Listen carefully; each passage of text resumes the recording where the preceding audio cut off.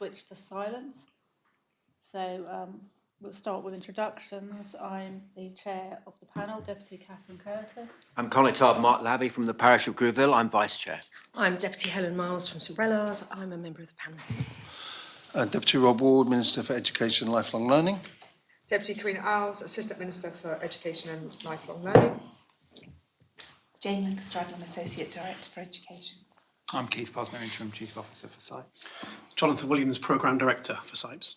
Okay, thank you everyone. Unfortunately, Deputy Farrow can't be here today.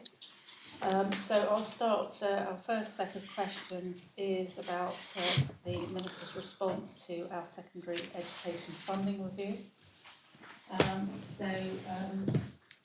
So Minister, in some of the responses you've acknowledged there needs to be a comprehensive review of the Education Jersey Law 1999. But however, I've said this is not possible within this term of government. But that you will make best endeavours to review some of the law. So can you tell us more about the work involved in that? Yeah, I think there's always been an issue of the review of education law. It's such a large piece of work, it sort of never gets started. And that's not an accusation or criticism of anyone who's gone before, because I share their concerns to a large extent.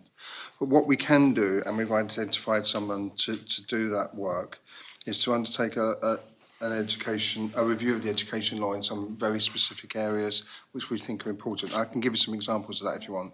So, in light of the provisions of the UNCRC gap analysis provided by the Office of the Children's Commissioner, I think that's one area that we should become, certainly, it helps us focus on what's going to actually happen in that. How the law can support my policy ambitions in the CSP and intentions for lifelong learning around 16 plus participation, for example, in whatever way that is, be it the age, the provision, the type of provision, and you would have seen that I'm very keen to start a dialogue on that. How it can, the early years work in the CSP as well, with regard to Articles 8, 9 and 10 in relation to daycare of children law, because there's a link to other laws, which is one of the reasons there's complexity in looking at the education law, because if you change, as everyone knows, it has impacts elsewhere. The law pertaining to special educational needs, I think that's important. Response to the Nason review, for example, we need to look at that. Safeguarding of children and elective home education, and we might have some questions on that. I think we're a lot further than many places, but any review would be interesting. Provision of school places and parental preference. There are other things as well, Religious Education Advisory Council, how that works. And we've set up a strategic advisory group for education for head teachers, which I think is a good thing to do, to look at those larger overriding possible changes to education and ways forward, because sometimes we can get real down in the specifics, but you need to look at the wider things. Sounds good. There are some more, but I'll stop there. Well, I was thinking, because it sounds like quite a lot, maybe you could follow up in writing.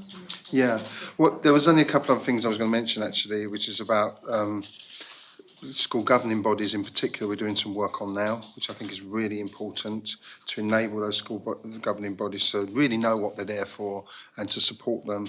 And the Jersey Schools Review Framework, because that has changed, and I think that's changed for the positive. So there are lots of those will be all 9 areas that I can identify now, which I think are really important for us to look at. Okay. The framework is when the school inspections are done. Yeah, we call it Jersey's Review Framework because it is more of a collaborative exercise, and it's about finding that good practice, identifying it, and looking for professionals. It's a profession. Let's work with them to get the right things for our schools and to move forward. Okay, and I know you just mentioned a moment ago about the parental choice, and one of our recommendations was that the Minister should assess the legal right to parental choice for their child's education, and your response was that parents have a right to express a preference. However, the Minister is not required to comply with any preferences that would prejudice the provision of efficient education or use of resources. So, but Article 28 of the UN Convention on the Rights of the Child references that different forms of secondary education must be available to each child. So can you tell us whether you've received any advice on that position, whether Jersey would meet that standard under the UNCSC? Well, there's two things there. What you mentioned there is exactly why the law needs to be looked at, because it's confusing. It says in the heading parental right, but in the text parental preference. In terms of that law, I think the range of access to education across our education establishment is there. So a preference to access education is there for all of our students. The issue of whether or not it is semi-private education or not, or faith education, those choices are there. I do recognise those choices can be limited because of cost. So that is an issue that we need to look at and how we're going to deal with that into the future. Does it cover it? I would suggest general, yes, but there are specifics I think we do need to look at, and that it will be part of the review of the law. I'll just say it was a point that came up a lot as the survey we did, And- so on, that they felt they didn't have a choice. We'd be interested to know how many parents that was, and I would suggest that what they do is they do contact us, because I'd just say that Yeah. I think we valued the survey very much, and all the intelligent responses we had in that survey. So, and it was about 300 and more plus. Which, so I wouldn't want to ignore the results of that survey. So you're saying that this is going to be looked at as part of the review? I think that, well, that is, yes, one, the wording, what that means and the clarity of what that means. In terms of a postcode lottery was mentioned, I think, there are catchment areas. We have to have catchment areas out of practicality. But of course, we also have our whole island schools, which are selective. Now, the issue of selection, or the question of selection, is a wider question that I think we do need to look at. It's interesting that myself and the Chief Officer here were in Guernsey for 2 days looking at what we can share and what we don't, and they've made significant changes to their education system recently, and it was really interesting to have those discussions with them, to how they went about that and what that meant. And I think that sort of collaborative work will help us in those wider discussions that we have to have.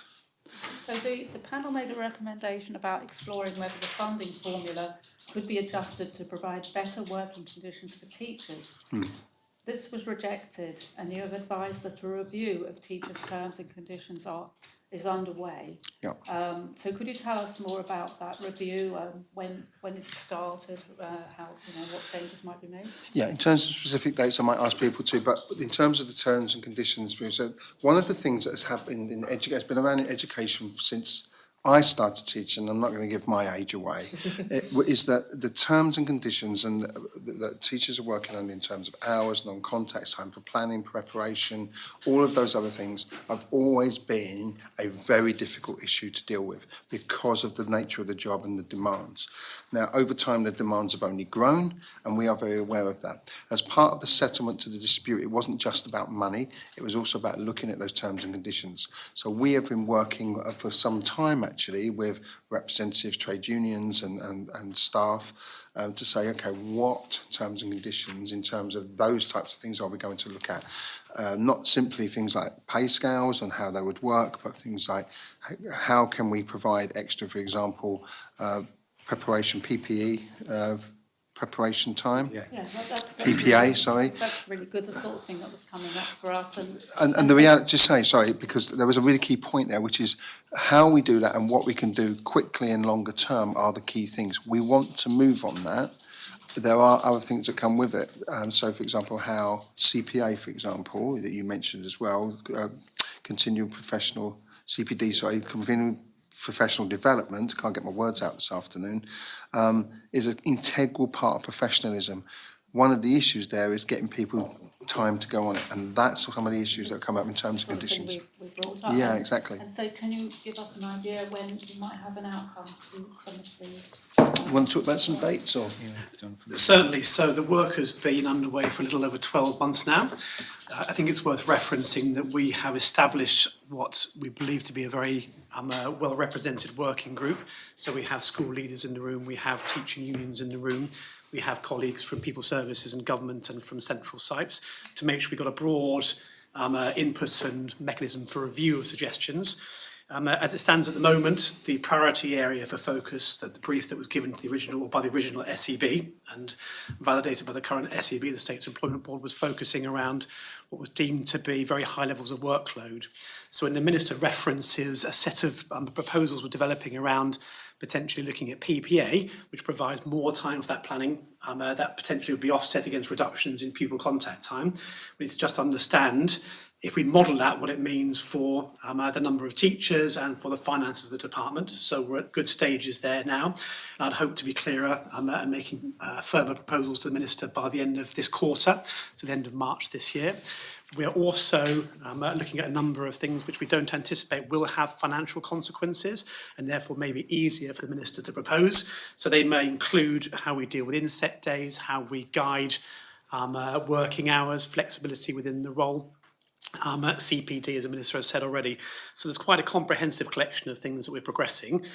The immediate focus now is around the potential changes to PPA, because that's what the working group has prioritised.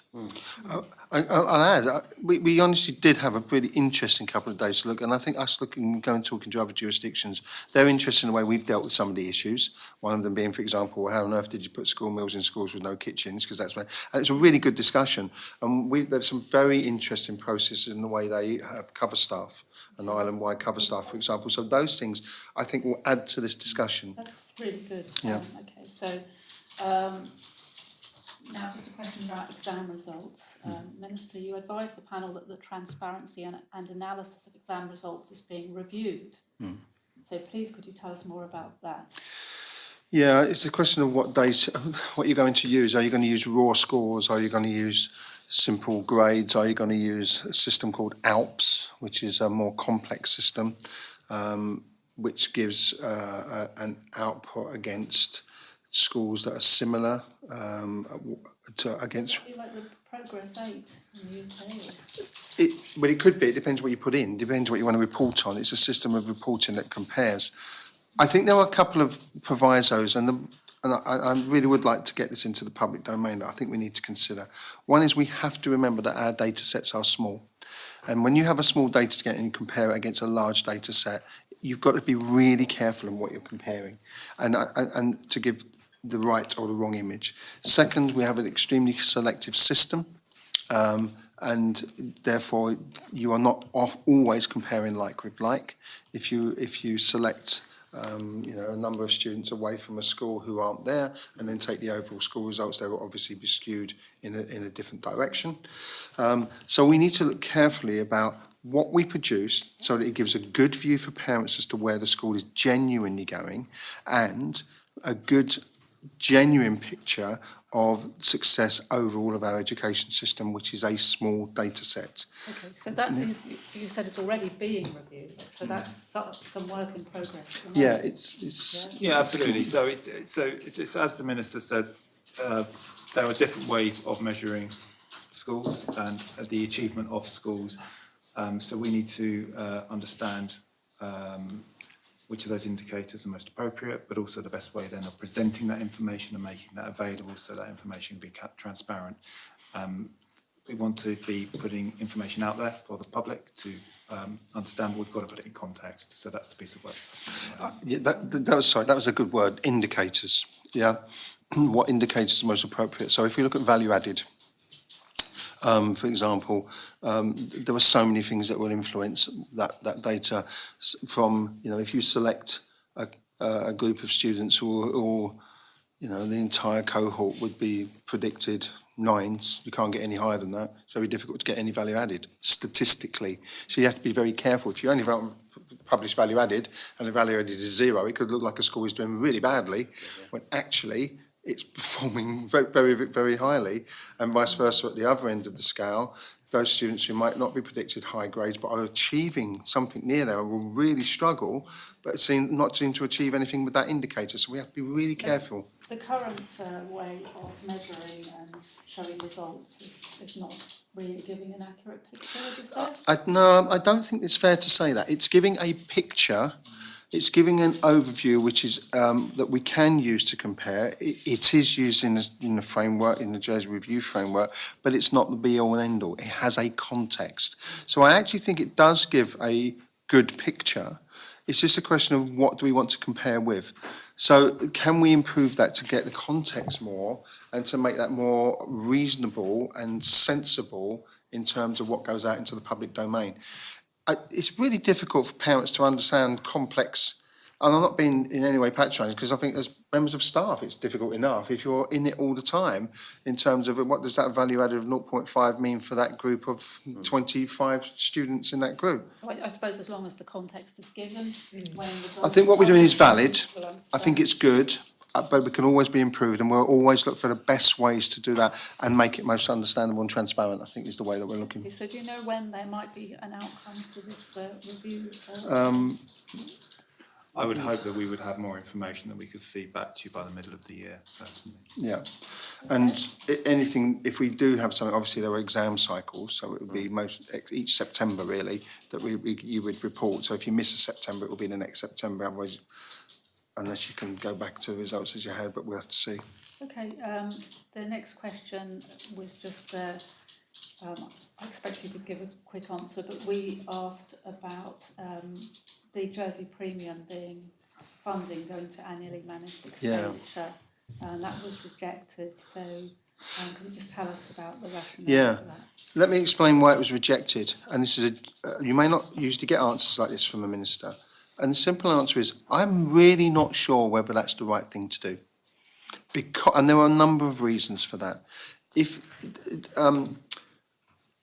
Pupil premium is a complex thing that creates a range of need.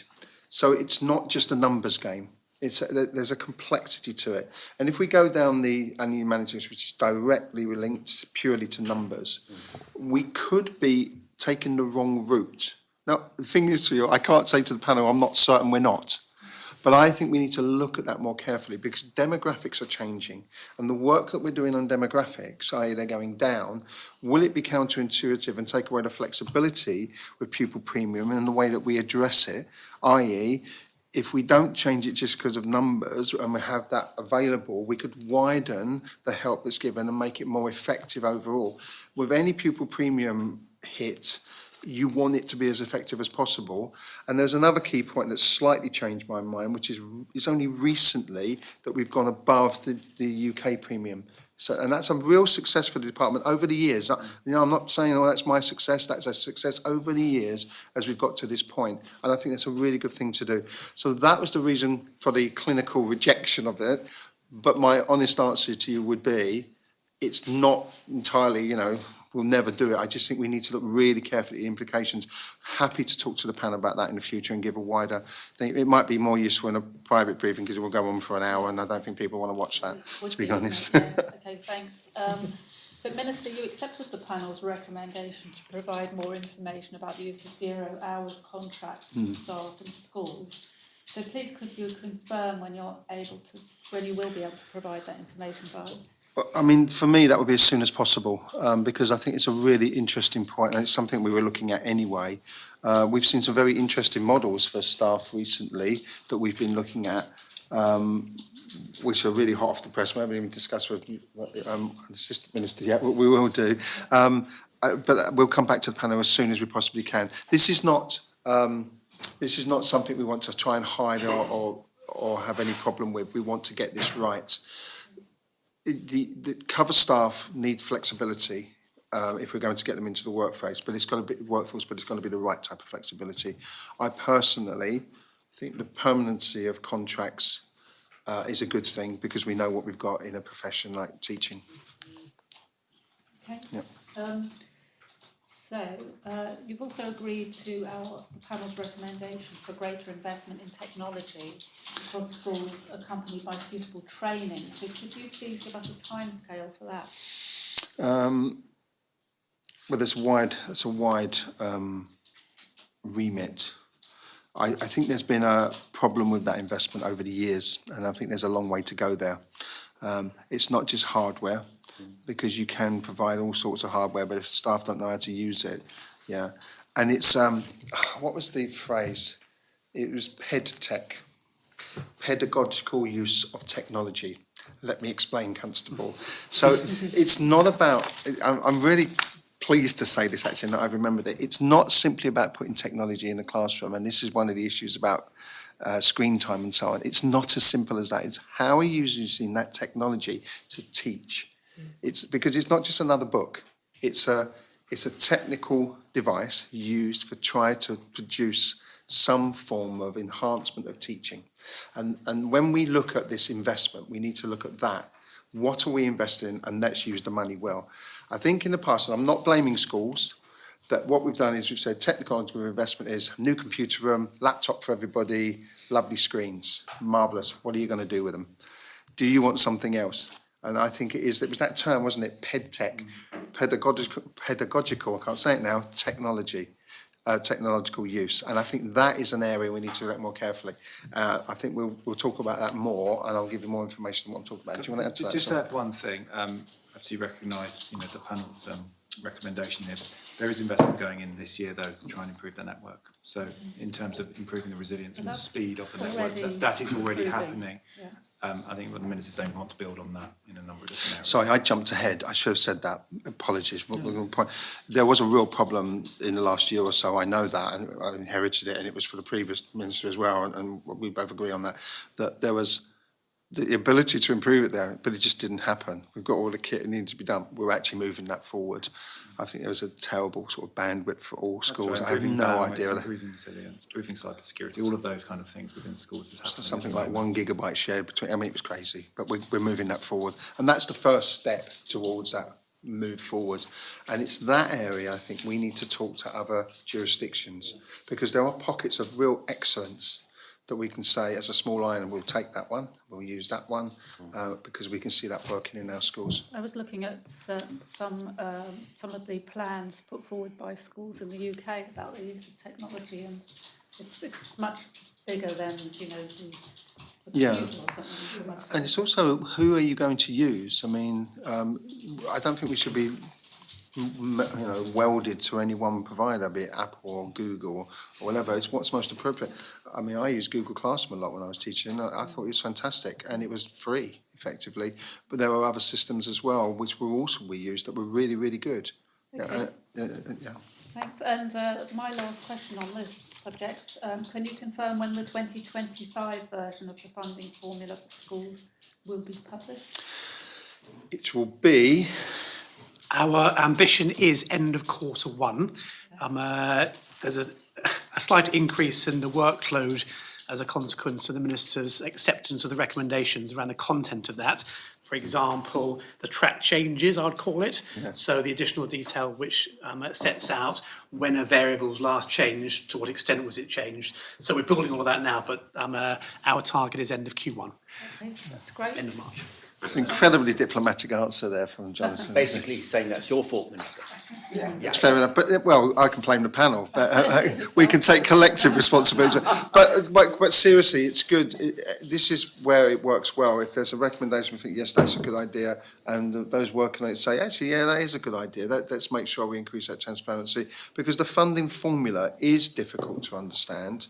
It's easier when you've been embedded in it since day one, but I think we will do that. Okay, thank you. Thanks. Yes, thank you, Chair. We're going to move on now to something you've already mentioned, Minister, which is homeschooling. Obviously, because of the recent very tragic case, the UK has proposed changes to legislation that will remove parents' rights to homeschool vulnerable children. Please, can you describe the position in Jersey with regards to homeschooling, please? Yeah, I'll start, and if you want to jump in any time because I've missed something. Jersey has very strict policies on procedures around the permission from our families to apply for elective home education. I will say, and I will say right from the beginning, that the group that represent elective home educators are a very constructive group. We have very positive and extremely well organised meetings with them, and I will give a shout out there to that, because it really helps us do this, and the communication with the department is very good. That really helps in this jurisdiction.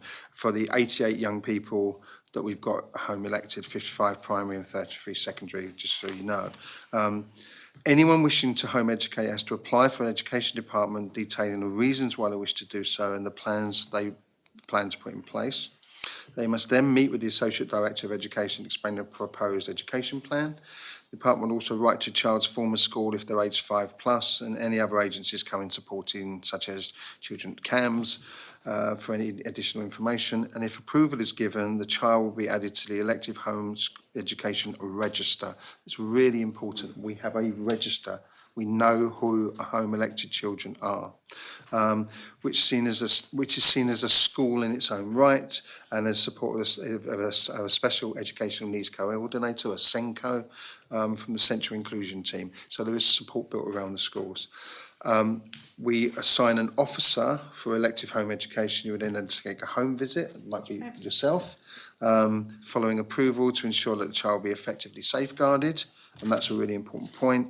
And then the officer continues to visit families on an annual basis to view progress, or more regularly if it's felt it's required. The department also has regular meetings with the EHE, which is the education, Elective Home Education Society. community, sorry, I should have said that, I do get with synonyms sometimes, on a termly basis, so we meet with that group that I mentioned. If we're aware of any safeguarding concerns, either the lead officer or a member of the education welfare team will visit the home, and all safeguarding procedures will be followed in line with the schools, same as schools in education. So we have quite robust safety guards in place. We have a register, we know who children are. So I think we're in a different place to where the UK was. Do you want to add to We that? have a full-time officer who actually, that is her role. So she actually does all of the home visits. I give the permission, but she issue whatsoever, she'll do more regular visits into that home. And equally the elective home education community, lots of the children get together, and if there was anything that anybody was concerned about, that would be highlighted back into the department. Okay, all right. Sorry. Helen, are we confident that we've got all the children who are being homeschooled on the register? That's a very good question. We believe that we have, but clearly all young people that come on island are expected to register at a school. So we only have the data that we have from the perspective of a family arriving, registering their child with the department or with EHE or electing for EHE. So is there any crossover with people, for example, registering at Social Security with their children that would double check whether that child's been then put onto the education roll? Not that I am. No, but that's exactly the type of thing that we need to look at. I think from your experience in Home Affairs, you know that our entry is quite strict and we should know who people are, and there's for the vast majority. So, but yes, I think one of the things we need to do, and this is again why it's useful to have these conversations, is that anything that's uncovered there that we absolutely want to look at. I think we've got a good situation in where we are, which is good, but that means to some extent it makes it easier to find those smaller parts because the other bit's working really well. And just to follow up as well, if I may, when you've got parents who decide to take their children out of primary school, for example, what sort of, if they've been in a primary school and they're dissatisfied with the service that they're getting at the primary school, what sort of feedback do you have for the original school? How do you address the issues that the parents are so concerned about that they've had to take their children and put them into a homeschool environment? That's a good question.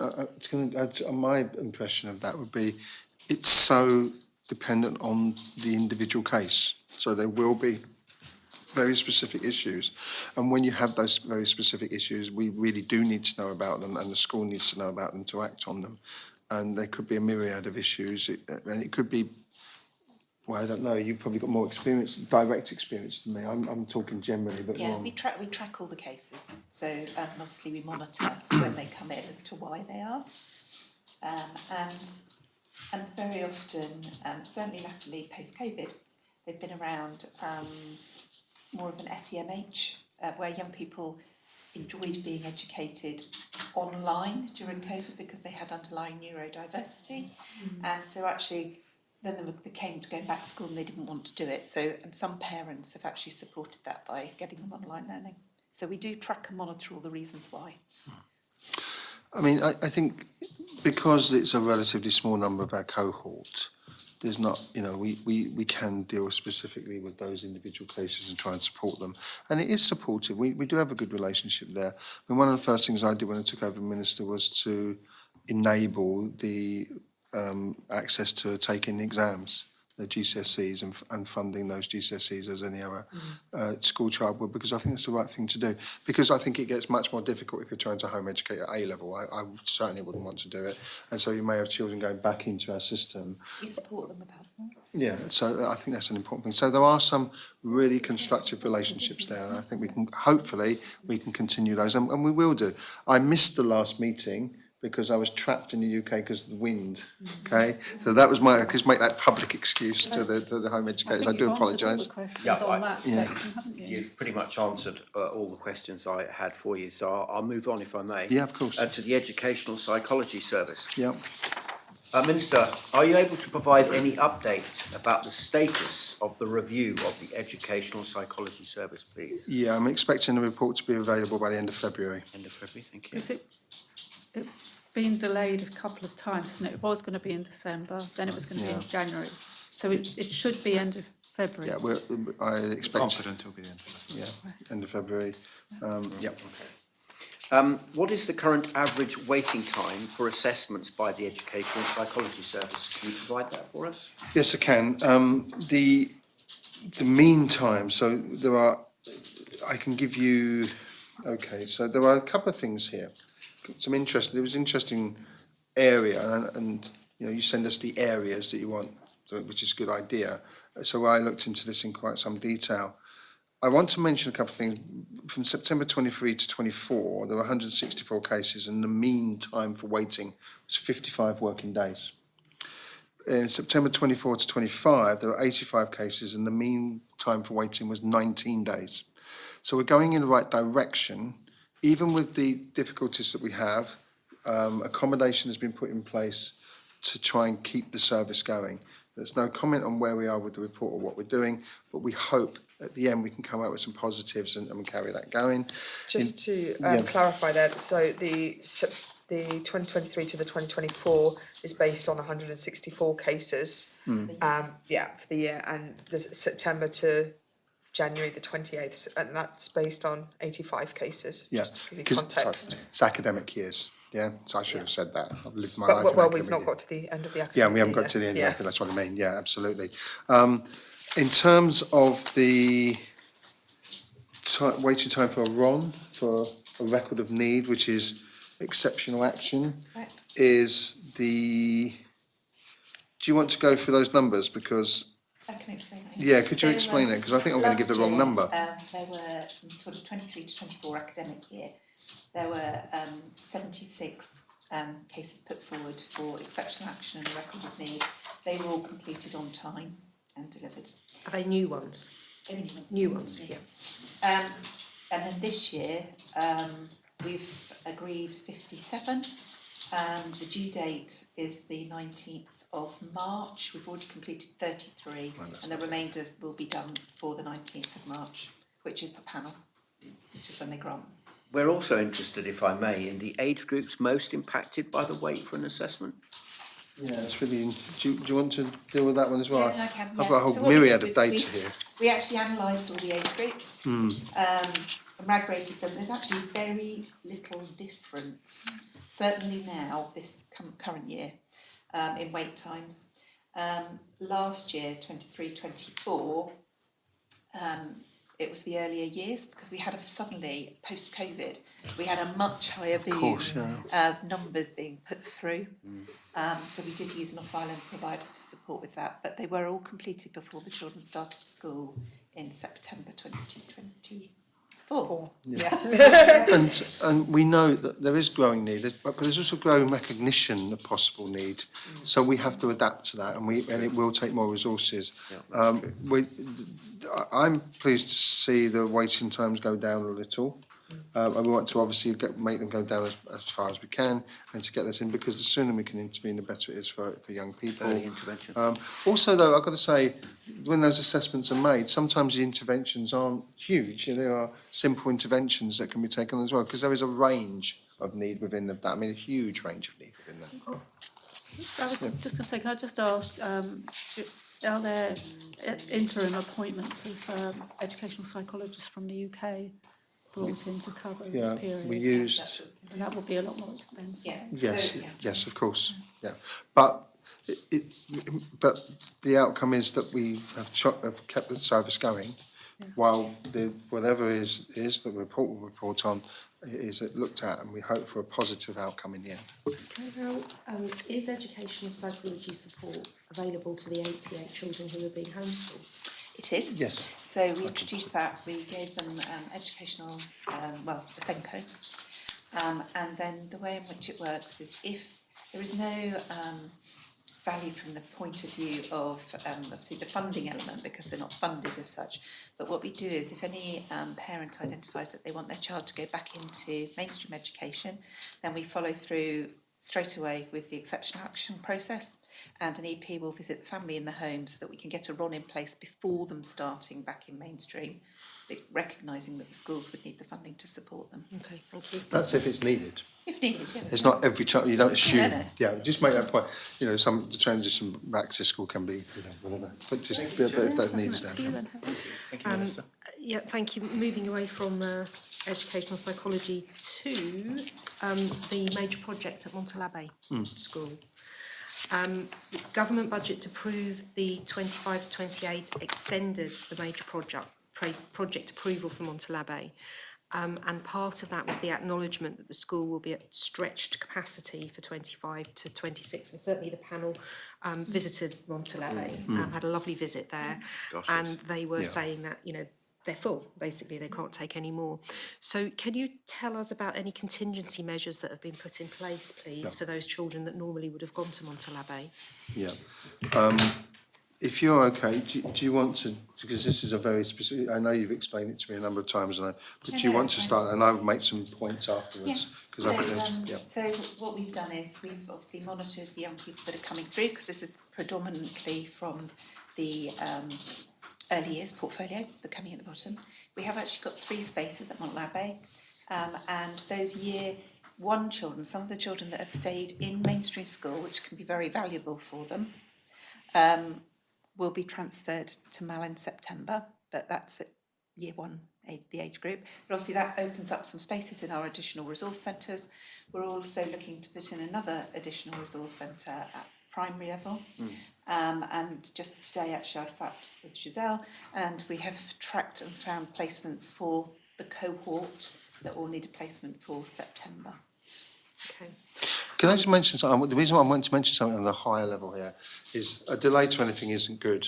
I think, though, as we go through this, we're looking, to be quite frank, at the plans, and I think we may well have to say, and I know you'll probably shout at me after this, but we may well have to say that we have to reevaluate those plans because of the increased need. We visited the equivalent in Guernsey yesterday, and their numbers were really high. We looked at our population being higher and thought, we need to look at this carefully. So what could come as a positive, a strange positive from this, is that we reevaluate the need and perhaps even build something with more places so that we don't have that problem in the future. Isn't that what you're doing anyway? So I think what we're saying here is that we're absolutely increasing capacity in Montalabe, and that's really important. Yes. We need a new secondary provision on the side of the primary provision, and we all the projections the forecasts are suggesting more pupils. However, in mainstream education, we are seeing a drop in numbers, which everyone's aware of because of the falling birth numbers. That then provides additional opportunity within our mainstream schools to put more provisions within schools if appropriate. I think that's what the Minister's saying. There's opportunities to do different things. Yeah. And I think just through this process, what Jane's described in terms of standing up new provisions to accommodate the overcapacity at Montalabe, it's giving us learning along the way. Yeah, so I didn't explain that very well. I understand the provisions there, but we build something and there's always a delay before it comes on in 3 or 4 years. It's a very changing environment. I suppose that's what I was getting at. You're using 2 sets of language there, an additional resource provision and an additional resource centre. What's the difference? I'll let We Jane just describe changed the that. name recently. Sorry. They used to be called Arcs. ARCs, but we're not calling them ARCs anymore. We're calling them ARCs. Arcs, Yes, sorry. an additional resource. No, provision. that's okay. I just thought when it's different. No, that's a really good question. Okay. Thanks for asking that, because How will the ops Yeah. be funded? Yeah. And that's been built into the funding for the next year. For So it's for each school put according aside. to pupil numbers, okay. And can you confirm for us that there will be additional support for every child that's placed in an ARP that would Yes. normally have gone up to Montalabé? Remember, the record of need process is always there, and the record of needs comes with significant additional funding. I mean, the highest level of funding is £30,000. That's particularly high need, but I mean, I don't think I can say what an average accommodation with a lot is. We can Put you on the spot absolutely, there. no, I don't know the answer, but we can find out because we have Interesting. child level data around record of need, which not only looks at the individual support plan, but also the level of additional funding that relates to. So if the panel are interested, we can provide some of that more detailed information. So if, for an example, a child would normally have gone to Montalabé, but there isn't room, so you're going to put them into one of the ARPs in the primary school. If that child requires more funding, so for example, they need a 2-to-1 support as opposed to a 1-to-1 support, will that funding follow the child according to the need? Yeah, and that will be identified. That's where the record of need process is really useful, because the funding follows the child. But the record of need is not a statutory document. No, but to be quite frank, Treat it as if- we do treat it as a statutory document. But you're right, yes. But we do treat it as a statutory document because of the recognition of Obviously, what we need. hear is sometimes what goes into a record of need isn't what materialises, and children struggle Yes. in that environment. I think we have to recognise within our schools, and obviously through the links from the head teachers, particularly into Jane's team, where there are pressures in schools, we have to react as a department and Yes. support schools. And that happens. And have you got the capacity and the funding to be able to react to that? Yeah, so one of the things that we've done, recognising that we've got these young people going into mainstream education, is that over the last 3 weeks we've gone out to recruitment for some specialist TAs who we are running a 2-week training and development programme starting next week. We've recruited 10 and they are going to spend 6 weeks each in different schools, but in MAL, in our specialist provisions, in and out, so that they will then be able to go into schools and support. And are you confident that you can find the right level of qualified staff that you need? I mean, 10 sounds great if you've managed to recruit No, those. no, I've interviewed them personally. Yeah, so, and we've got people coming forward. We've got to, that's I think it's really one of the areas where it's such a commitment and such a highly committed job that actually you do find people and you provide the training. I mean, are those roles term time only? They can be either. they can be either, yeah. Combination. And what civil service grade do they come up at? If they're not civil, so they'll be on the TAF framework. Yeah, Okay. So there won't be a civil service grade. No. They'll be on the teaching Yeah. framework, Yeah, and it'll be a combination of some will be part time. Would you have any 0 hours? The ones that we've recruited aren't. They're full time permanent contract. Okay. we have to look at the model of the way we recruit and have the flexibility in our system. We got some really good ideas that will come forward, which I think could work really well in terms of, but let's develop that first and we'll come to the panel with Yeah. you. Okay. Thank you. I think there are solutions to it though, Okay. absolutely. Moving away from Montalabé to the broader estate. Oh, sorry, the last question, it was just to tell us more about the extended project for Montalabé and what the timeline is, what will change, what are the next steps? In terms of the timescale that you mentioned, Well, it's as we the- published. the It's new- not, Major project. The major project. Oh, yeah, for okay. Montalabé. have we got? So there's a lot of design work going in at the moment, so. Oh, I see. So we're at the design stage. We at the are moment. at We the haven't gone to design- tender planning permission. No, or we're anything at the like design stage, so we're at the point of trying to get my words right, design of the school, that's a huge amount of stakeholder engagement has happened. That now needs to come for sign off in the central department, and then that goes back to the JPH design team, then to start drawing up formally into plans that can go to planning. So we're at that stage at the moment. Timescales? I'll have to come back to you, but that process is 1 to 2 years, without a doubt, in terms of. So we won't be getting kind of a spade in the ground until about 2027, probably. I'd need to go back. Let me come back to you on Okay, that. thank you. Let's just say as well that we have tried to take an approach, which is, you might ask about it, but why some of the projects we've pushed forward because we can get them done, that if there is any opportunity to try and move forward, we will.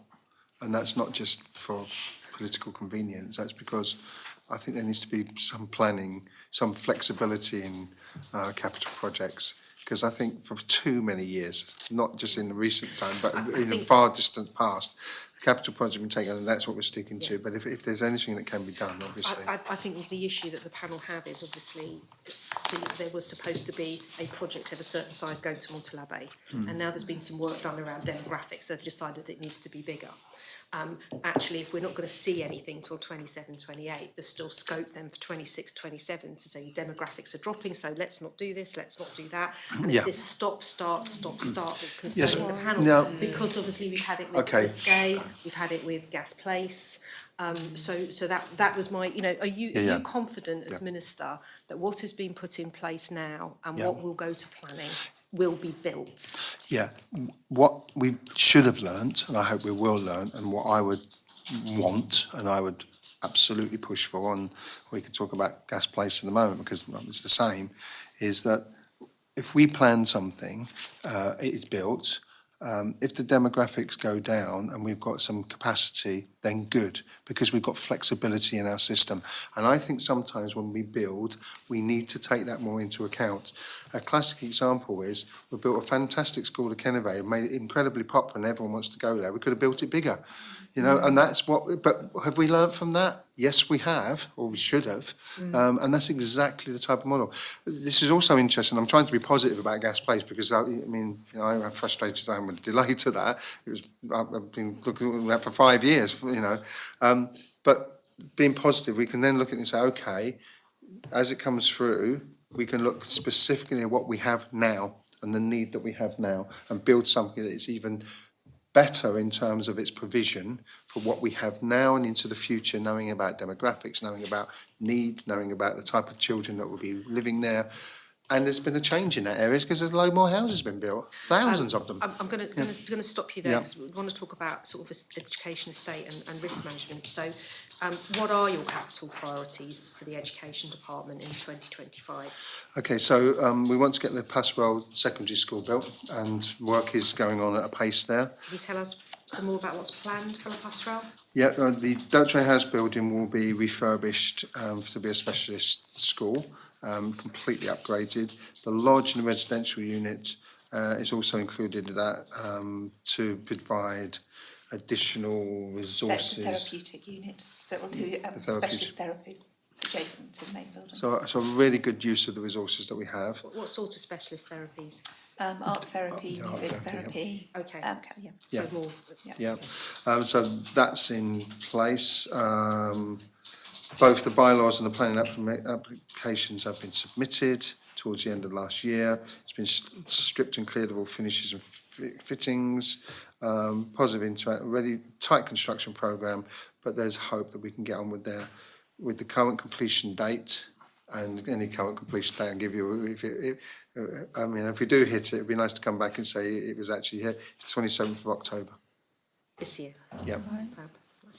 But that resource, the reason that priority is there is we had a real identified need for a group of young people who do not have the provision we need. And unless we intervene now, and my argument obviously was, I'm going to give my argument way too much, let's do this now because spend the money. You're going to, even being purely economic on it, and I'm not, we're talking about social intervention. Pound for £4 Exactly, saved, isn't it? absolutely, yeah. Absolutely.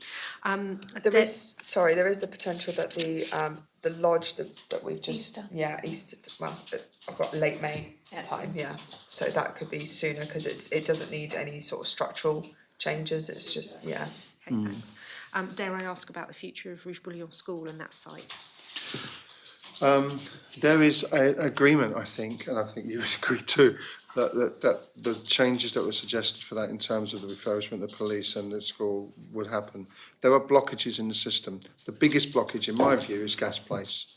And we are working really hard, and I can't say anything at this moment, but as soon as I can, I will, about obtaining the land and getting that process moving, because that will create a facility, and we can then really think about what we're doing into the future there. Okay. Any idea when you might be able to make an announcement about that? No. The only reason is, one, I'm very superstitious, and I don't know I don't know if the word kibosh is allowed or will be translated properly on Hansard. But it is something I've really been keen to. The reality is we're not going to start building it, but I don't want it to be another election issue. I want it to be ready to go. And if it is ready to go, we can then move on and start to think about the wider education estate and whatever comes next. Somebody's at least got the opportunity to start making the changes that are And desperately again, needed. we're responsible for scrutinising home affairs Yeah, policy yeah. as well, so the fire and ambulance, as we know, is just, okay. I don't you. think you'll find much disagreement with the Minister there. As part of the reprioritisation of the capital work, we learned during the budget that there'd be some delays to the work of the SCAE. We heard yesterday from the Minister for Children about the youth centre bit. Yeah. But can you confirm what the impact of that delay is going to have on Samaray School? On the school, well, the reconfiguration plans and designs have been drawn up for a series of works to alleviate the problems caused by the SCAE project, as we've always got. Basically, there is work going on to build classrooms at the SCAE for two form entry. And the summary, yeah. Samaray, for two form entry. The SCAE youth project, which is not my remit, but I can talk about it. There is a facility there. The focus on having the thing in town where there is nothing, I think is the right thing to do.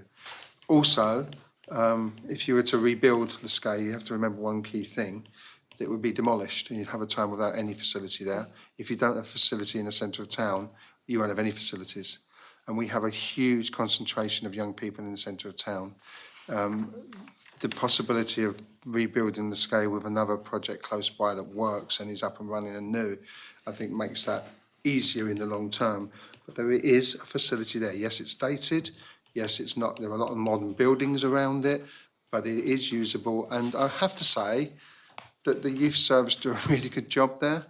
And I think we have to be careful that we don't sort of over-criticise. But in terms of the work going on in the school, that is going on as planned. Yeah, the plans have been submitted for the bylaws, yeah. Fabulous. So that wasn't made clear in the debate, I don't think. But then there were two separate things. Okay. Can you provide us with an update on the work to manage the fire safety risk across the school estate? The fire safety risk, yes. I've got loads of data here. Do you want me to read it out? Or do you want me to send it to you? Because yeah, well, You can. I mean, when you told us back in September that there was 352 outstanding risks, Yeah. 3 schools had walking watchers, yeah. and that things needed to really happen. So, can you tell us what has happened since the last time we spoke to you? So, yeah, I mean, so risks, now we have 286. Oh, it's come down. Yeah, absolutely. So just to give you some context of this, so from May of last year, I don't know where that figure's been, that date's been taken, but there's been 104 risks closed down from last May. So we are moving through that. You're absolutely right. We still have to retain those mitigation measures at the moment until the building work is going to be done. Jersey Property Holdings have put a fire mitigation programme in place and they're detailing timelines up to the end of 2026. So that's when we're seeing the end of it. But there is obviously prioritisation for different projects which are happening leading up to. So as the landlord, Jersey Property Holdings are the people that are required to mitigate the risks. Absolutely. That's And- so. Sorry, no. We mitigate the. Sorry. So for the temporary mitigations, they are control measures that we are putting in place. There have been though temporary mitigation measures such as some, I don't know, partitions which have been built, So is which it- they've done. But for the main works, no, it's JPH. So is it the landlord that's identifying the risks, or is it you as the We're doing it tenant? jointly with You them. Jointly, and is that joint relationship working very well? Are there any tensions between SIPES and JPH over this particular No, issue? no. There are certainly separate pieces of work that then come together for a discussion and agreement. Okay, and again, we were going to ask you about some of the high risks, but perhaps you could put those into writing. We can, that might be the best way. Then we can probably give you a fuller answer anyway. Yeah, absolutely. But as Minister, you're confident that this is a high-risk area, that Yeah. funding will be found to make sure that our children are safe. Yeah, absolutely. I mean, safeguarding is the number one priority. I mean, it's really unfortunate we're going to do so much. But we are looking towards the end of 26 for the whole of this to be done, but then we would have been through all the schools. So the programme is there, the work's being submitted. Okay, that's lovely. Thank you very much. And now hand you over to the Commentator. Thank you. Minister, in the panel's last hearing, you advised that work was underway to review whether social benefits should be excluded from the income assessment that determines a student's maintenance and tuition fees. And it was stated that any change to this position would require an update to the law. Yeah. Please can you provide an update on this work, please? Yeah, I mean, I have to say the review is still ongoing, and since it started, I think some more complexities sort of come out. Social Security law, I must admit, I would not go on mastermind as my subject. I learn about it every single time I've supported somebody in a case, and it seems to not stick. So the review is in progress, and it's about linked around the adult component of income support during term time, which is removed. That's £125 a week because the student has a grant. Yeah, these are things which I'm not sure I have much say over. It's more Social Security, but there you go. And that adult component resumes while the student resides in Jersey. I think there are a number of things that we can do. Is the speed of how that can be. If given the law, there have been delays in the past, which I think if we remove those, it makes life a lot easier. I won't go through the rules because you probably know them, but the review is ongoing and we're looking into ways in which we can support and what's the best way to do that. I don't have an answer to it at the moment as to what the best way forward is, but I think we have a greater understanding of where the issues might come up, how many there are.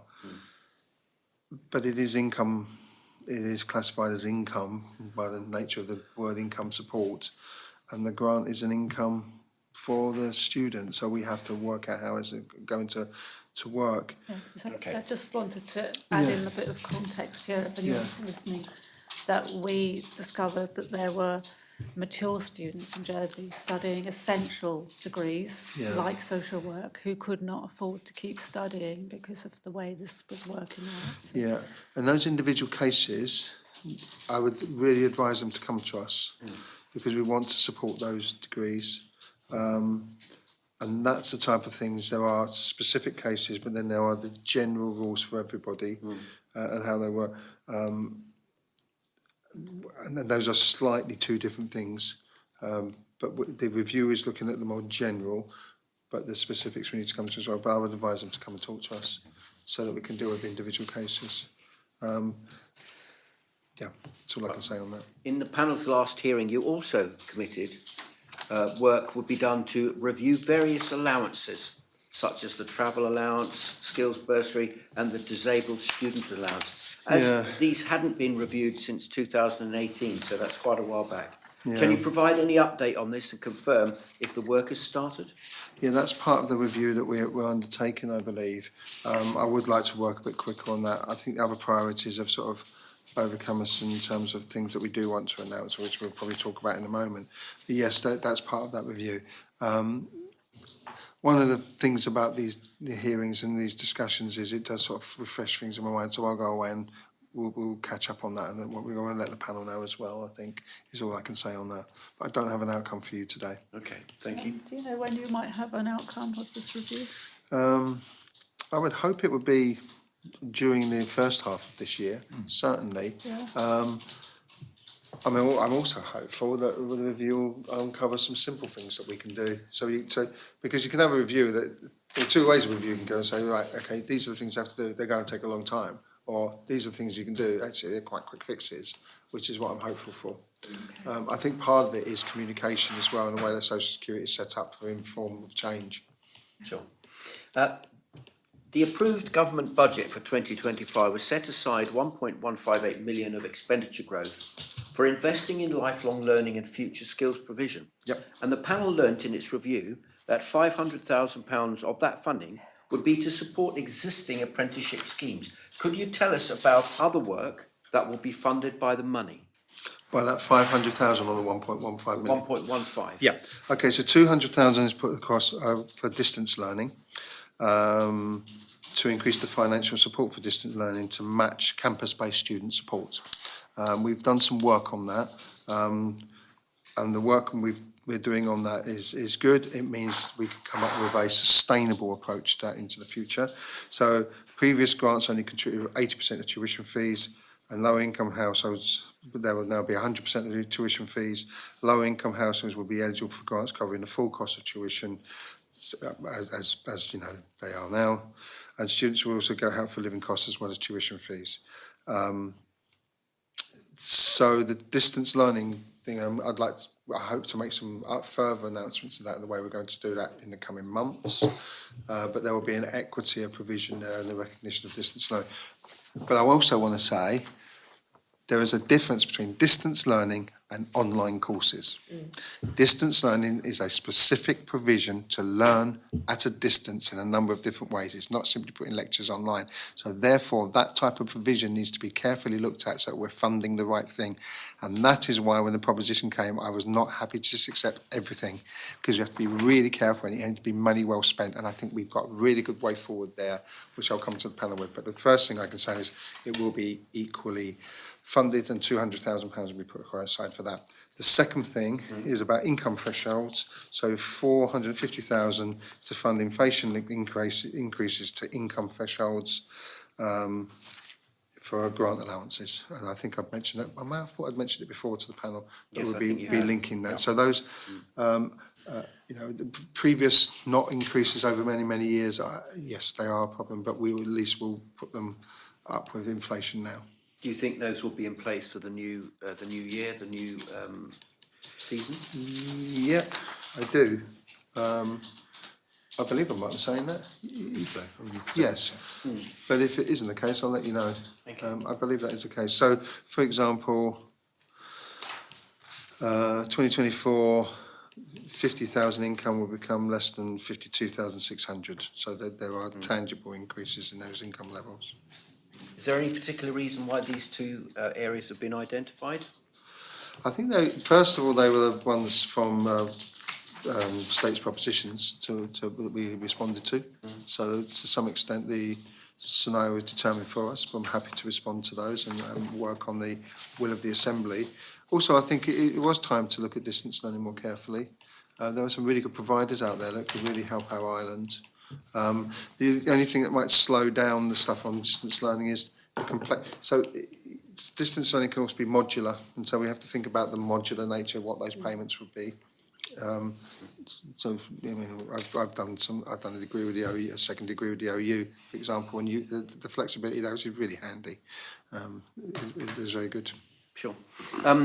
The panel's amendment to the 25 budget was accepted by the government to review the scheme available for apprenticeships and increase the funding and support available.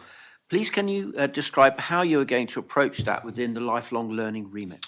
Yeah, this is a really enjoyable topic for me, because I think what it's done is opened our discussions up about what we want to do with apprenticeships and what they mean. There's a few things. The apprenticeship process that we have at the moment, we want to support and keep it in place. There's some really good work going on there, and we want to ensure that we can open those apprenticeships up and support them. The other thing, longer term and on a wider scale, I think we need to look at how apprenticeships fit into all of our post-16 education, and this will help us model that, if you like, and see whether that can be. There is the question in the long term, and I think it's something we need to discuss, and it'd be interesting to talk to the panel about it, and is about a statutory requirement, a statutory provision for apprenticeships. Is that needed? Is that a good thing to do? Other jurisdictions are doing that, because what that does, it makes it a lot easier to allocate money and look at what that allocation of money is. So that's one of the things I want to look at in the future. There's the investment money supports the upgrades to apprenticeship qualifications to meet new work-based assessments, for example. There has been an increase in exams for some of them, significant increases actually. I won't mention which ones because I don't think it's pick them out, but people who teach them certainly know. And there are new assessment requirements and modernisations to some qualifications like plumbing, for example, that were introduced last year. So some of the money will have to go towards that to meet those requirements. There's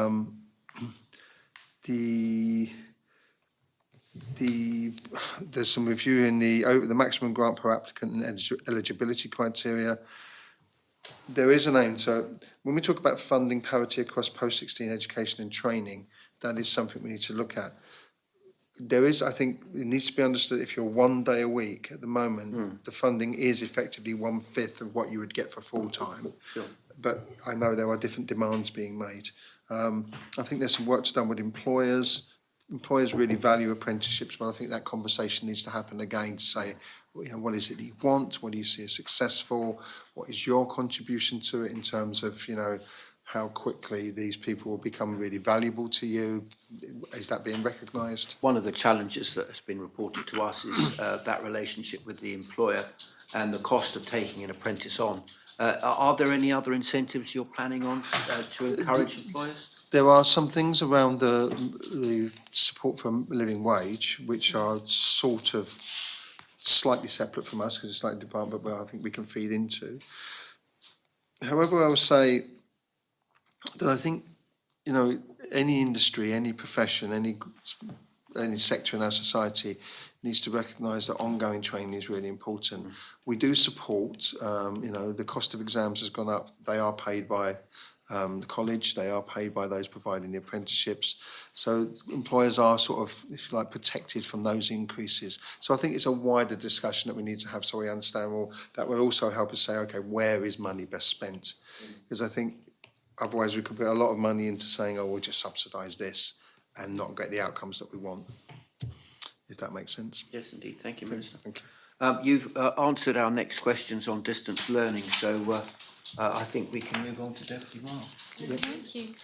It's just moving to early years, geological early years plan, and made a statement as well, which was really helpful, so people could ask questions. That's good, yeah, thanks. You've previously highlighted the importance of the early years pilots that are underway. Yep. Can you just tell us some more about how those pilots are progressing? Yep. When you're likely to have measurable feedback? Yep. etc. I can go through, I've got quite a list, so I'll try and expedite it. Phase 1 pilots from July 84, the first phase of extended nursery activity. 3 schools have been working in different ways. Platt Douay have started the Douay Dinkies, offer to up to 12 2 to 3-year-olds being accommodated. I was said, are you going to say Douay Dinkies? So I've said it twice now, and that's on Hansard as well. You've won that bet, Minister. Yeah, within the existing nursery for part-time sessions. So it's utilising existing capacity and space. So that's a really good pilot. Trinity be extending their opening hours to enable families to access nursery provision from 7:45 to 5. And Breakfast Club is now open to nursery children from 7:45 each day. Doverne have got a project with JCCT for 2 to 3 called Play and Learn. And that's a really targeted childcare provision where there are additionals. And we've got, I mean, I'm sure Jonathan will talk about the feedback in a minute, but that's some really positive feedback from that from parents, and I think it's a really good thing that's happening there. There's also things, Clement, St Lawrence, Grand Row, First House, St Mary's, which I won't read out because it'll take up all the time. Jonathan, do you want to add anything to that? Interested in the feedback. Yeah, so part of the question is around perhaps when we will know how Woolies are working. So we have established measurement in place, either at schools or where the JCCT are providing the provision. We're just working through as a project team how to align that so we can very clearly show to the Minister the impact, the positive impact on the children in terms of a conventional set of scoring or assessment metrics, of which there are several. So our job at the moment is taking from 3 or 4 different accepted methods of assessment, a crystallisation into 1 or 2, so we can start to describe impacts. So already measuring, so we'll be able to, I think, by the end of, again, I'm saying a lot of end of this quarter, end of this term, certainly. What sort of tools are you using? There's a Leuven scale, and then there's another piece in Orchard, bit of software that enables you to track metrics. The main discussion point is whether we want to be doing things on a very short-term basis, so in case of weeks or months, or look at longer term, so either term or annual assessments. So the feedback we've had so far from one of the providers is they believe the rate of progress is such they would like to move towards something that enables you to move towards a monthly recognition of an improvement, because such is the rate of development. So we're just working out how best to even those up. But we recognise it critical to be able to show the impact of the pilots in terms of childhood development. That's what we're working on. Can I mention one other thing? Sorry to interrupt. So, there is a Best Start Together project going on at Rouge Bouillon, I think it's Rouge Bouillon, where alongside early years education, families and children stay and play and learn together. So it's like the family hub thing. And it was mentioned before, the juxtaposition between family hub and nursery vision. I don't see it as that both can be provided in different ways, and they're both part of the whole that we want to offer and extend that offer. Also, I think that the way we're stepping up our use of school facilities it is a lot easier for us to step up and step down school facilities that we have. And there's a lot more flexibility in that over the years with demographics and need than it is for a private provider to either go bust or be full. So what we want to do, and I want to start this dialogue to say that what we were doing, rather than getting in the way of private providers, actually will produce a stability there, so that we will react to that need. And if that need is going down, we can react with our school facilities. Jonathan, I'm right in saying, is a lot easier than ask a private nursery to not do that. Obviously, the standards are good across all of them, and that we want to make sure the regulatory standards are the same and they're good. But because we're using school facilities does not mean it's just another school classroom. That's a really important point to make. What work has been done to assess the risk of unintended consequences for government plans on the broader early years sector? In terms of, well, one of the things we'll look at is whether it has had an impact in that way, and whether there is that pressure. I believe there is still a need there. Was that work done to assess the risk before you started the pilots, or are you going to look at the impact after the Well, pilots? one of the things we have to do is pilots first. If there's nothing there, then I don't know if we could have accurate assessment, to be quite frank. I think part of the risk mitigation was by having a pilot approach as opposed to moving straight towards a wider scale rollout. So the pilots that the Minister described create some new things. They're enough for us to be able to expose some of the risks of unintended consequences and identify those better. And one of the decision points we set is that we don't propose to the Minister wider scale out until we understand those consequences. So it's a means by which we can try and understand and expose things that at the start we might not have foreseen. Yeah. So how are you engaging with kind of providers? Yeah, so for example, I'll give you, that's a really good example of that. As we look for the 2 to 3 year old offer and the funding model for that, we've worked with the Jersey Early Years Association. That work is ongoing for the economy department, actually, an economist to do that over financial modelling, to look at what would it look like a 2 to 3 year old offer in terms of its actual amount that would best fit with the financial modelling that happens in nurseries and private nurseries now. So that work has to be done in advance so that we know that whatever we introduced is most effective and most. You've talked about financial modelling. What work have you done around capacity modelling? Yeah, we had a number for capacity, didn't we? Do you want to? Particularly for the under twos. Yeah. We're interested in your capacity modelling It's for the a difficult one, and you say whatever, and I'll give my view as well. Go on. So I think I will probably continue with, it's a really difficult question to answer, but the way that we're looking to answer it is to have a number of aspects, one of which is the second of the annual workforce surveys, which completed in December, and we're just starting to get information out now. By the end of February, we'll be able to certainly report to the Minister. That includes some feedback directly from existing providers on the level of capacity they have in totality, but also what they would consider their capacity individual years. So we can start to get a sense of what the Minister had talked about in the past, at the point at which we could potentially move towards a universal 2 to 3 offer, knowing that the capacity gap is sufficiently small that we'd be confident the market would respond to it. Yeah. We're just starting to get very early insight to suggest that there is greater level of capacity now than there was this time last year. In the private sector? In the private and third sector. Yeah. So the sector represented by Jersey Early Years Association or Jersey Association of Child Carers.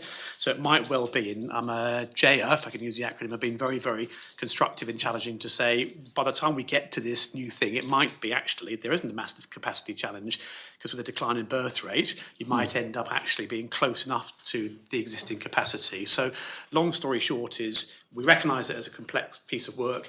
The second response from the whole sector survey, now being analysed, should give us some further insight. So when will we have that whole sector survey, do you think? So we are getting the first draft of the complete analysis in February. Okay. So I'd hope therefore the Minister's happy by March time.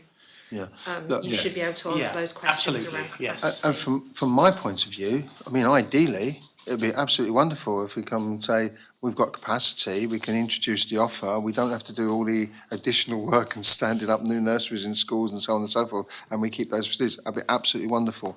The intention behind this is not to make capacity, to change the nature of it, move away from private. That was never the intention. The intention is to build the capacity where it's needed so that we can provide the childcare that is necessary, good quality, childcare and choice for that childcare with the offer made as well. There is also a point that there are all sorts of knock-ons from this, and we were talking about getting people back into the workforce, for example, for 2 days a week in teaching. We were discussing they may have had have a 2-year-old, and with 15 hours of childcare being provided and that capacity being there, we may be able to bolster our workforce with an experienced teacher who wants to come back part-time 2 days. We've got to have the flexibility built in to do that. These things fit together, but we've got to get to a point where the capacity is there so we can put the money in. I'm really hopeful that we can get there, and I will do that as soon as we can. Can I just ask, so that I can understand, with the plans for capacity, what's the sort of time gap for that? So you'd start working and looking at figures, and then how are you trying to, how many months ahead or whatever? It can be relatively fast. Yeah. So the main risks the Minister wishes to mitigate is offering parents a universal offer that stokes the demand for places, and then providers do not have places, and that creates a fracture in the market. We've observed that happening elsewhere, so the Minister is rightly very sensitive to that risk. So that's the headline piece. In terms of the work, it's the outcome from the output from the last survey, or the December survey with us this quarter, that will start to give us a really good indication of the extent to which we think the gap has come down to a level that might enable the Minister to, earlier than perhaps anticipated, move towards that universal provision. The irony might be that the Minister says, OK, I think I wanted to take the jump now, and what we haven't then done is had sufficient time to build the nature of the new universal offer. Because whilst we talked about NEF in the past as a comparison, it doesn't necessarily need to look like that. So it could be longer in weeks, it could be shorter in hours, it could be more providers can benefit from this. So at the moment, it feels like the longest lead time aspect is ensuring capacity is there, but it might perversely suddenly swing into the work that is going to have the longest lead time is the creation of the scheme and the implementation of the scheme so parents can benefit from it. But that won't become clear to us, I don't think, for another 6 to 8 weeks. And there will always be some variables, can I just say?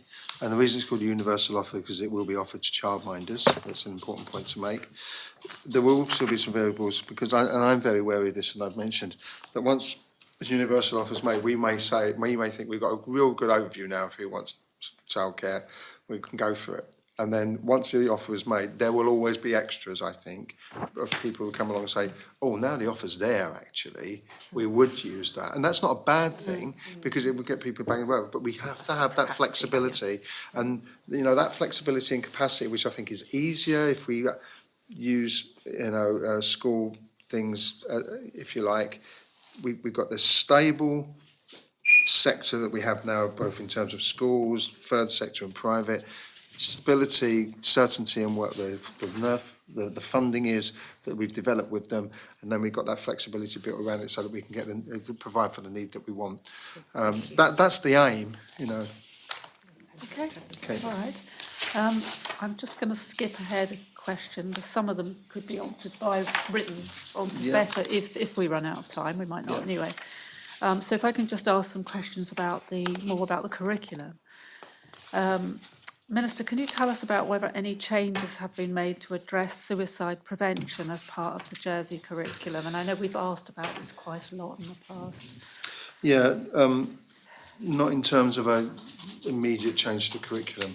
It's a really difficult topic, and I can't imagine how difficult it must be. There's a number of things here. There is conflicting advice as to whether it should be raised or it shouldn't be raised in schools, when it should be raised and so on. My view is that whatever we do, there needs to be an incredible sensitivity in delivery of whatever happens in the curriculum. I am somewhat concerned in general that the PHSE curriculum has become the cure for everything.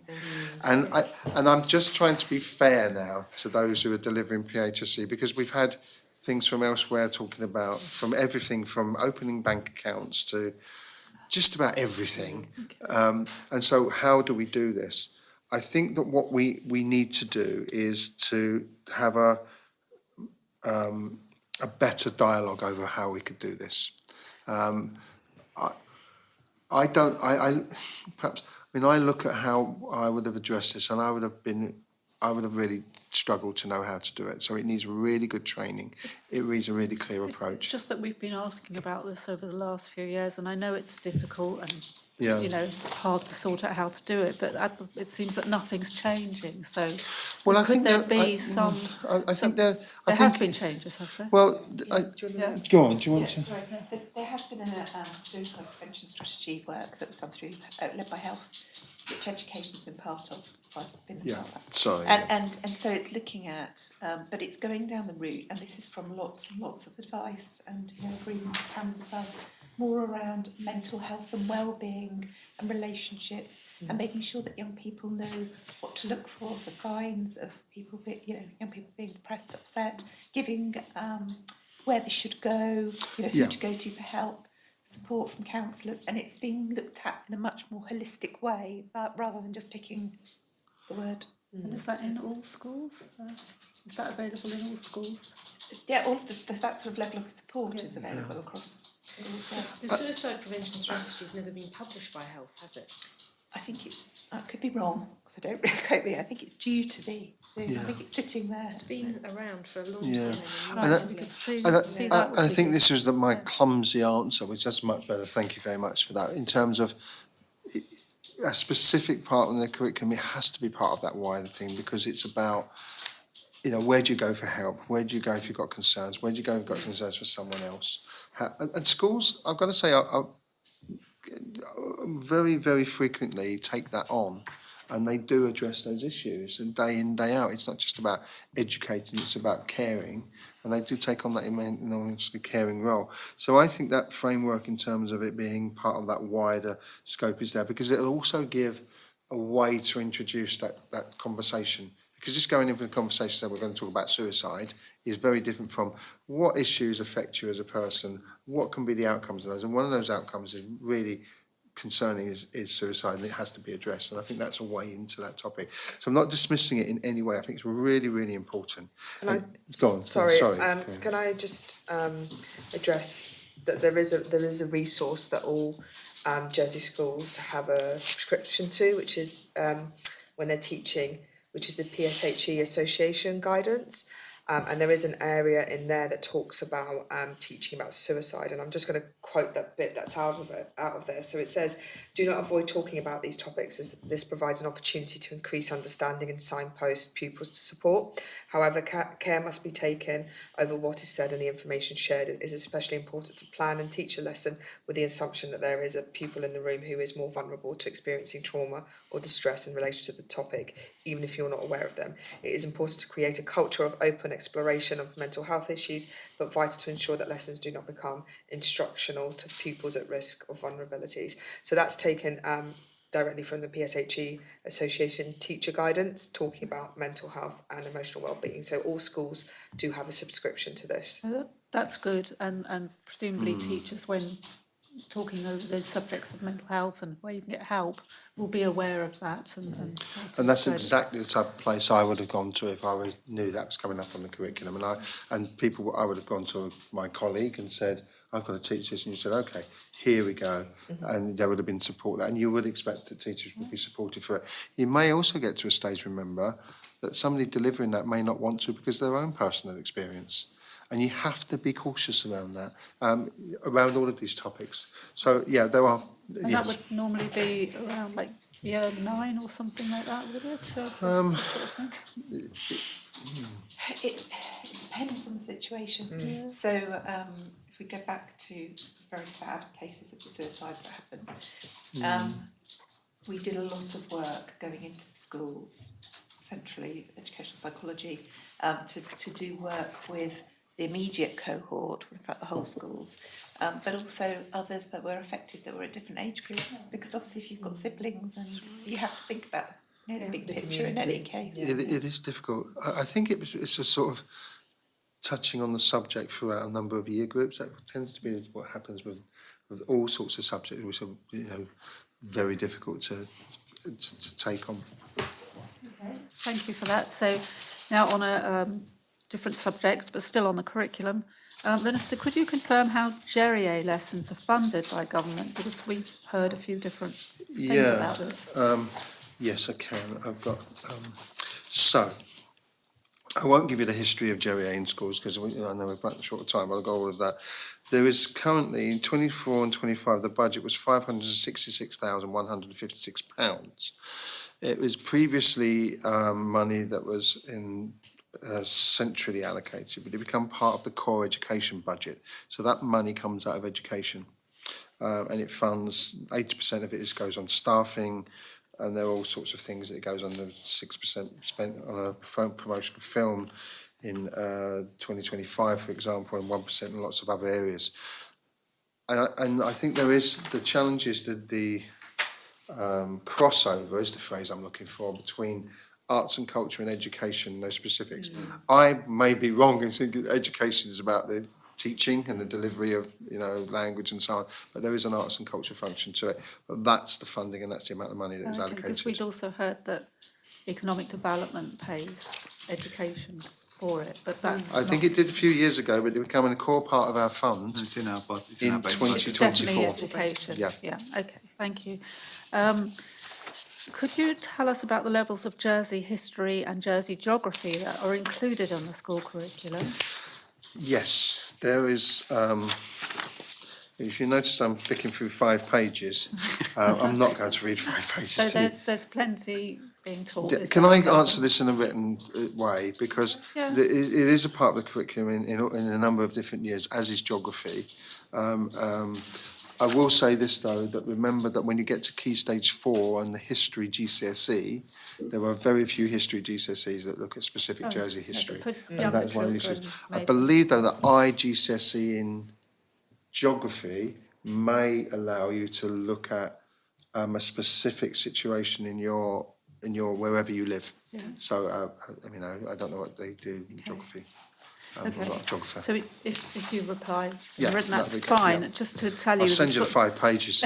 Good. Just to tell you some of the sort of things we had around that was this dependent on particular school decisions, or is there a plan for Yeah. it?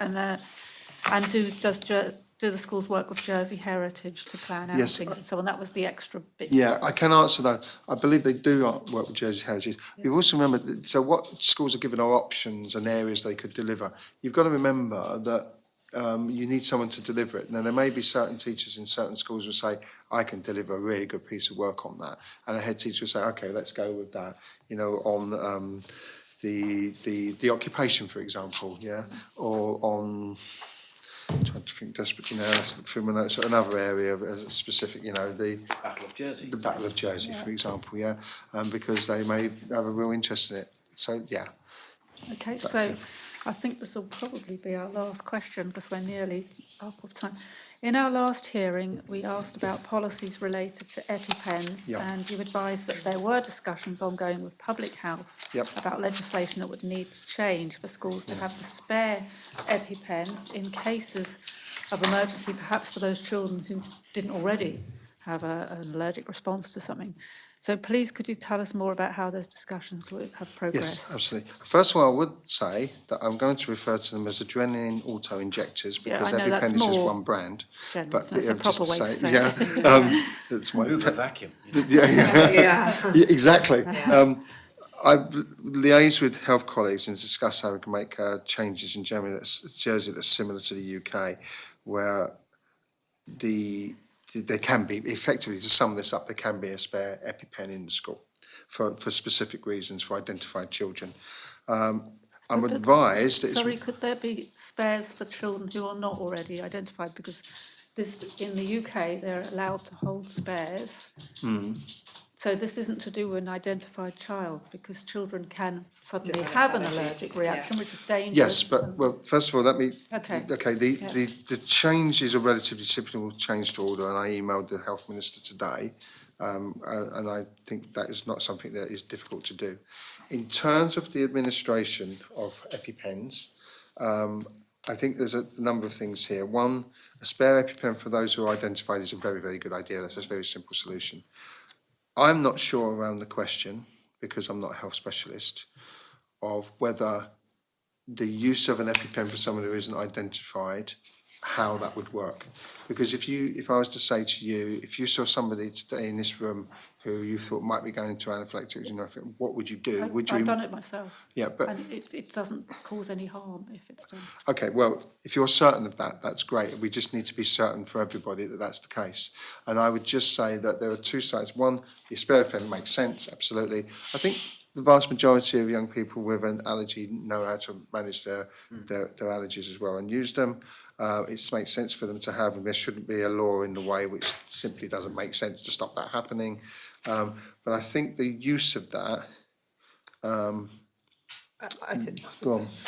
So I think in the UK they actually cannot use it for children who are not previously Yeah. identified at risk. Yeah. If a child was dying on the floor, it looked like they're in an anaphylactic shock, that they can use it, even if they haven't been previously I think they have identified. to have consent from parents for its use, and It would have to be I guess it would be a bit like on the beaches when you've got a lifeguard hut and they've got a spare EpiPen in there. I'm guessing that's kind of what you're getting at, but at the moment that doesn't exist in the UK. Are you sure? Because I thought I'd read otherwise. Anyway, perhaps we should Okay, leave that yeah. out. Yeah. Yeah. Yeah, it is. I mean, the reality is that if, you do something. Call the police. You do something. There are trained first aiders. There are people in schools, but I think the first stage is to make sure that you can have those spare pens is in hand. Let's put it that way. So do you know when you'll have an update? Well, I was for us on hoping that? as soon as possible, like really quickly. Okay. I was hoping we might get a reply this afternoon, but that's a bit rich. Send an email and get it back straight away. That's a bit unfair. But as quick as possible, because it is a simple. And we had a quick chat with the officer earlier today. It's one of those things that it's not a big change. We can do that. So hopefully that'll be the case. Unless there's something we haven't thought of, but I don't. Well, obviously I've not thought of that. So You couldn't do that for insulin because you could kill someone. Yeah. No, but the, My son was adrenaline- diagnosed at school and they got him to hospital and that you have time for that. Anaphylaxis, you don't. Yeah. It can be minutes. yeah. Literally. Okay. Okay, well- So yeah. Thank you for that. We have some more questions, but we've come to the end of our time, haven't we? So if we could follow those up with in writing. Yeah, of course. We can also send you the UK guidance on the EpiPens as well. Please, Yeah. that would be good. But it's good. Again, it's good to have those discussions. Yeah. And we're moving forward in the right direction. Let's try and get it right. We don't see anyone harmed. Okay, all right. Well,